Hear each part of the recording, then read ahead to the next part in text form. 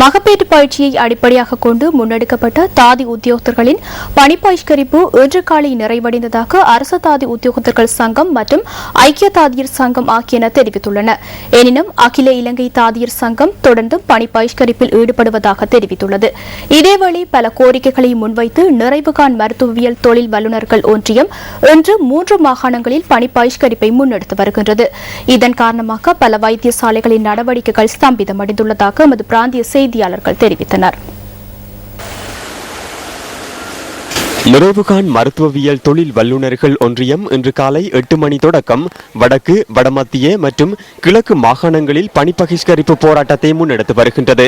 சுமார் 1100 உத்தியோகத்தர்கள் பணி பகிஷ்கரிப்பில் ஈடுபட்டுள்ளதாக ஒன்றியத்தின் பிரதான செயலாளர் சமன் ஜெயசேகர தெரிவித்தார். கடந்த 8 வருட காலமாக தரம் 1 மற்றும் விசேட தரத்துக்கான பதவி உயர்வுகள், சிறந்த சுகாதார சேவைக்காக சுகாதார அமைச்சிடம் முன்வைத்த யோசனைகளை நடைமுறைப்படுத்தாமை மற்றும் இணைந்த சுகாதார விஞ்ஞானத்திற்கான குறைப்புகள் தொடர்பான பிரச்சினைகளுக்கு தீர்வு எட்டப்படாமை போன்ற கோரிக்கைகளை முன்வைத்து இந்த பணி பகிஷ்கரிப்பு முன்னெடுக்கப்பட்டுள்ளது.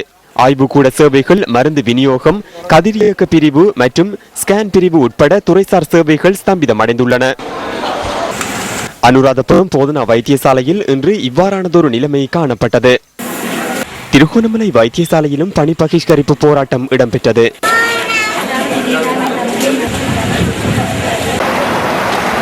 திருகோணமலை கிண்ணியா தள வைத்தியசாலையின் நிறைவுகாண் மருத்துவவியல் தொழில் வல்லுநர்கள் ஒன்றியத்தின் உத்தியோகத்தர்கள் வைத்தியசாலைக்கு சமூகம் அளிக்கவில்லை. இதனால் நோயாளர்கள் பெரும் சிரமத்தை எதிர்நோக்கியிருந்தனர். கிண்ணியா வைத்தியசாலையின் கதிரியக்க பிரிவு உட்பட பல பிரிவுகளின் சேவைகள் இடம்பெறவில்லை. இதேவேளை மட்டக்களப்பு போதனா வைத்தியசாலையின் நிறைவுகாண் மருத்துவவியல் தொழில் வல்லுநர்கள் ஒன்றியம் இன்று பணி பகிஷ்கரிப்பை முன்னெடுத்துள்ளது. இதனால் வைத்தியசாலையின் கதிரியக்க பிரிவு, மருந்து வழங்கும் பிரிவு உட்பட வைத்தியசாலை நடவடிக்கைகள் பாதிக்கப்பட்டிருந்தன. இதனால் நோயாளர்கள் பெரும் அசௌகரியத்தை எதிர்நோக்கியதாக எமது செய்தியாளர் குறிப்பிட்டார். யாழ் போதனா வைத்தியசாலையின் நடவடிக்கைகளும் இந்த பணி பகிஷ்கரிப்பினால் பாதிக்கப்பட்டிருந்தன. கதிரியக்க பிரிவு, மருந்து வழங்கும் பிரிவு உட்பட பல சேவைகள் இடம்பெறாமையால் நோயாளர்கள் பெரும் அசௌகரியங்களை எதிர்நோக்கினர்.